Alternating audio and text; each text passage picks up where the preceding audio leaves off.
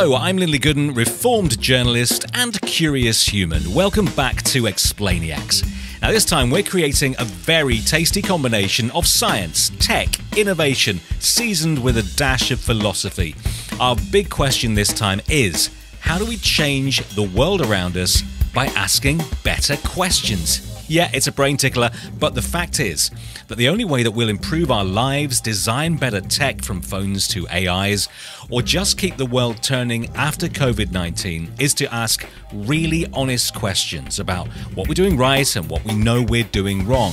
So we're going to learn how to ask and understand the results of great questions over the next 15 minutes or so with the amazing co-founder of the company Theory+Practice, Rogayeh Tabrizi. Rogayeh, hello. Hello there. Where do we find you today? Vancouver, Canada. And it's a beautiful sunny day after a stormy weekend. Explainiacs Biography. So let's properly introduce our Explainiac this week. Rogayeh Tabrizi not only co-founded, but also she's the CEO of Theory+Practice. It's a company based in Canada that helps some of the world's biggest brands to turn their data and information into genuinely useful insights. Now, Rogayeh started off in the world of particle physics, just like I did, and worked at the particle collider CERN under Geneva, before earning a doctorate in economics. Now she and her team ask questions. They develop technologies to understand our behavior and what we really want from the companies that we know and love. To be or not to be, that is the question. New subject. Description. Rogayeh, lovely. I've spent the last 30 years asking questions. For me, it comes down to two things. A really good question helps somebody to speak their mind.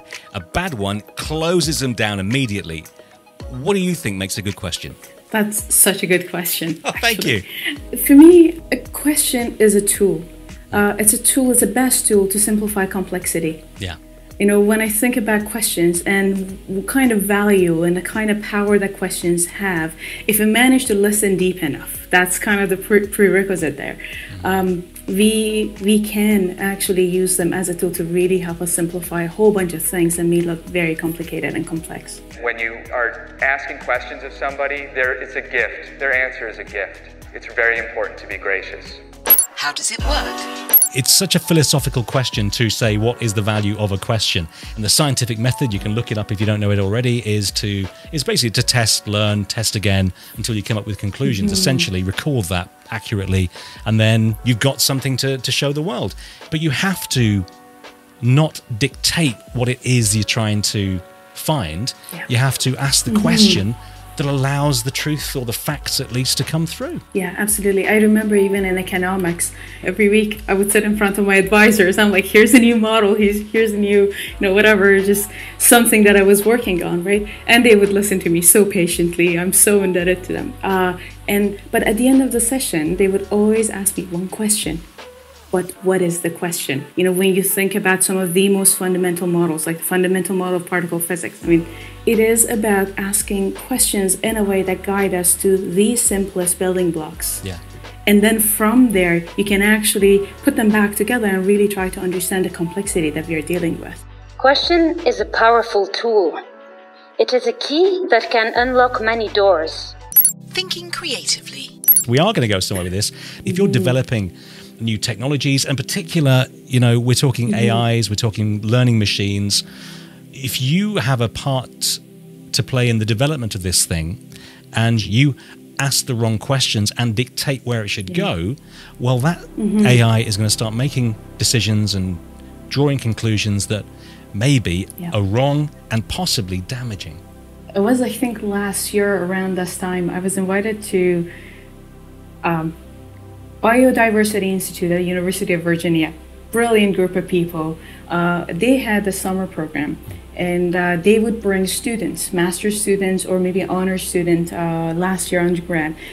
Physics, math, computer science, economics, psychology, sociology, and basically all of these students from all of these different disciplines had to go through 3 months together. Right. And it was very much focused on AI and focused on, them learning a little bit more hard skills if they were coming from softer sciences. And the harder sciences were supposed to actually understand the human side of things, right?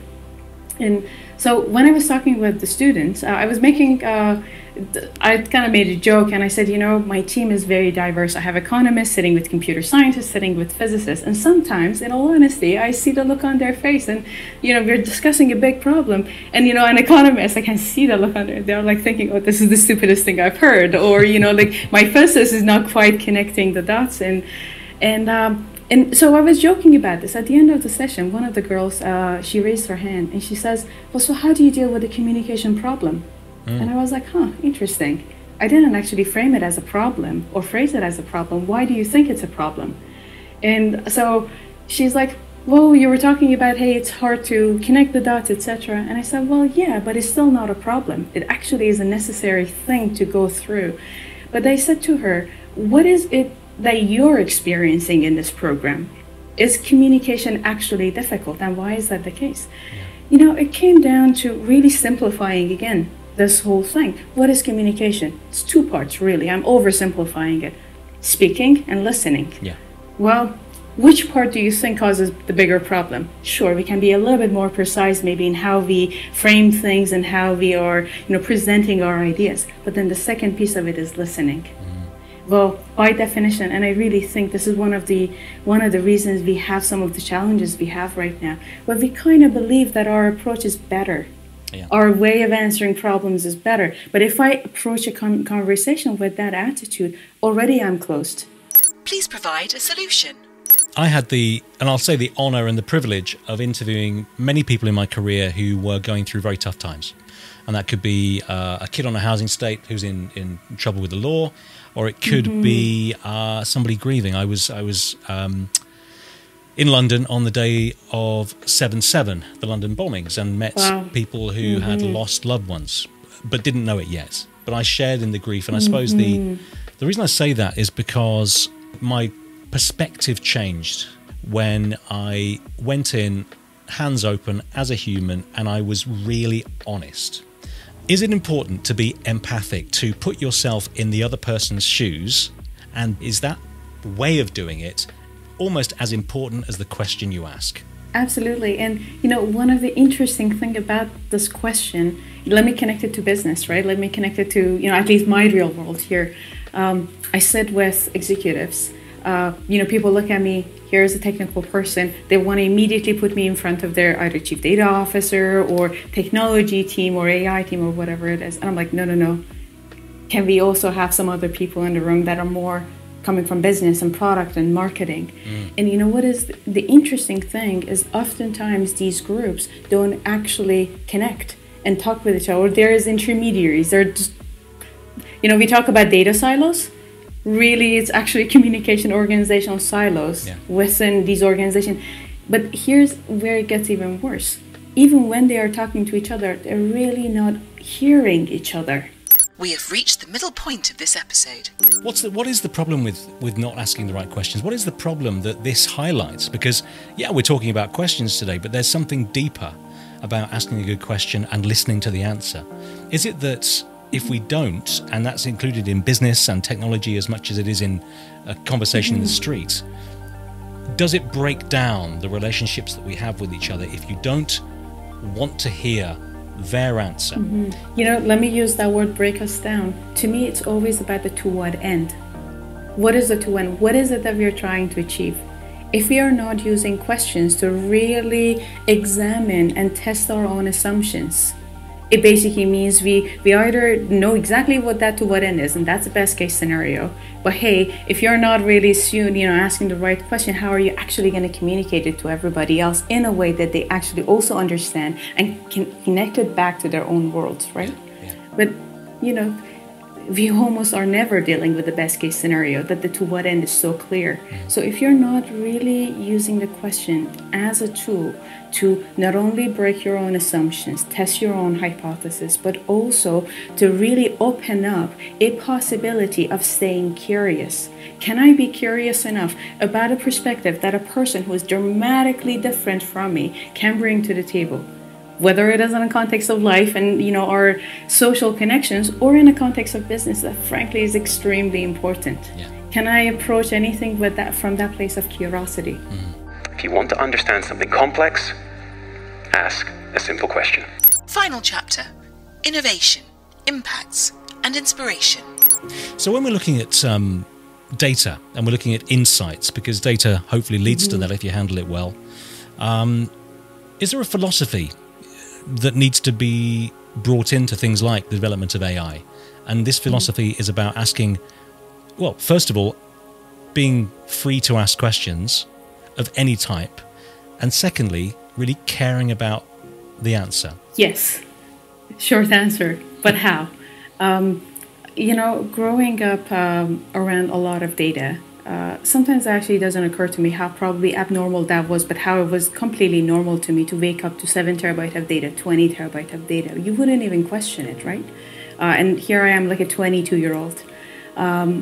When I sit with people and they talk about big data, it's a very, very different animal that we're talking about.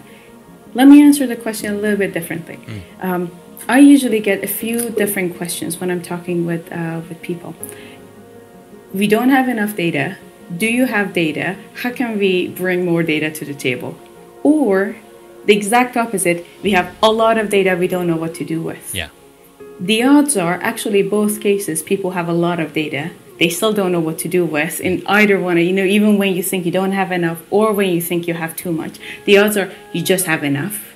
However, the way you approach data, the universe of data, I joke about this. I'm like, data is like a jungle, you know, you can't quite compare it with IT projects, or a data project is really a different animal, because you get in there, it's, you might be staring at a most beautiful flower, and at the same time, like, a lion is going to jump at you. Like, you really don't know what to expect sometimes when you are. Or you need a really, really great lawnmower, and you need to go out there and mow the lawn regularly to make that neat. That's right. Or send somebody else do that for you. So when you're dealing with an environment that there are a lot of unknowns and a lot of unexpected things, well, how do you approach it? Well, are you going to go and be like, well, let me put everything in a data mart, and then after that's done, which, by the way, it's going to take us a year, and at the end of the year, the technology you used to build that data mart is already old, because that's the speed we are going with? Or can I go to my data targeted enough that I can actually extract the values that are aligned with my to what end? And when I talk about a value, I'm not talking about some, software. Like, I'm talking about quantifiable, tangible things that you can get out of your data. Okay, well, I think the answer is almost everybody would prefer the second. Yeah. That yes, I want to go to data targeted and I want to extract values from it. But how do you go to data targeted? Well, you need to be able to ask the right question. If you don't have the roadmap, you're going to get lost. So do you have to examine really who you are, what you are trying to do, who your customers are, obviously, and what they need? That's what you're after, really. But do you have to ask the question, what are we trying to achieve with this? It's really the second one first. Even before, thinking about, hey, do I understand my customers? Do I want, what is it that you really want to get out of this? Yeah. Can we actually build hypotheses around the value that each one of those different cases? And let me give you a little bit of a funny example. Here we're talking AI. Any algorithm, you're going to be dealing with a confusion matrix that is going to give you a sense of what is your true positives, what are the true negatives, false positives, false negatives. Can I actually put a dollar amount in front of those? Can I actually force myself or challenge myself to think about what is the cost of a false negative? What is the cost of a false positive?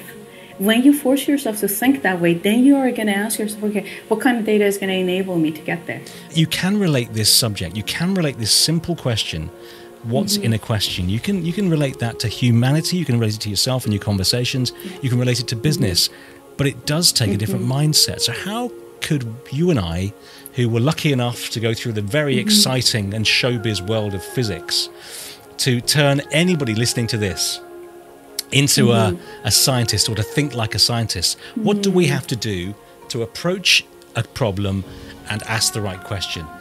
I'll start us off. You have to understand the very basic idea of what this thing you're asking a question of is. Understanding different dimensions of it. I like how you actually use the word understanding, because one thing is, do I even have a good grasp of the object or the thing so what are the different dimensions? What are different layers? Yeah. And then for me, the next step beyond that is the assumptions that we have. And the moment you bring mathematics into it, you have to be extremely transparent about your assumptions. Explainiacs. Lessons to learn. As we close up today, what happens if we don't start asking better questions, do you think? In technology, in our lives, in things like, you know, the sciences and education. What happens if we don't ask better questions? You know, best case scenario, we are going to miss out on a lot of opportunities, on a lot of real possibilities. Worst case scenario, there's going to be a lot of damage in the world just because we didn't spend the time to pause, question our own assumptions, wonder if we have really looked at a situation from all different angles and all different dimensions. And that is going to create, pain and suffering. Yeah. Final thing, do you still love asking questions? And what's the next question you intend to ask a person in the office tomorrow? These days, I think a lot about happiness and what actually makes us happy. So I do ask people around me if they are happy. I have been on a quest around this purpose question. What a beautiful way to end our chat today. Thank you so much for joining us. My final question to you at home is, how's your brain feeling now? Did we squeeze it just a little bit? Glad to hear it. So, well, thanks, Rogayeh, for joining us. It's so lovely to have you with us. But this is just the first time that we'll be talking about things like science and innovation and these philosophical questions. I think we all deserve to know what's happening behind the tech that we use every day, behind the decision-making that goes into them, and just to stretch our minds once in a while. Well, now it's over to you. If you have an amazing explainiac in your life, maybe saw one online or read something that desperately needed to be explained, let me know. You can get in touch at explainiacs.com. Any question, any subject, if it's important, fascinating or fun, we're here to explain it. For now, stay safe. Please do like, subscribe and rate or review if you can. Every single one helps, so thanks very much for that. See you with another amazing Explainiac in a couple of weeks' time. Until then, goodbye.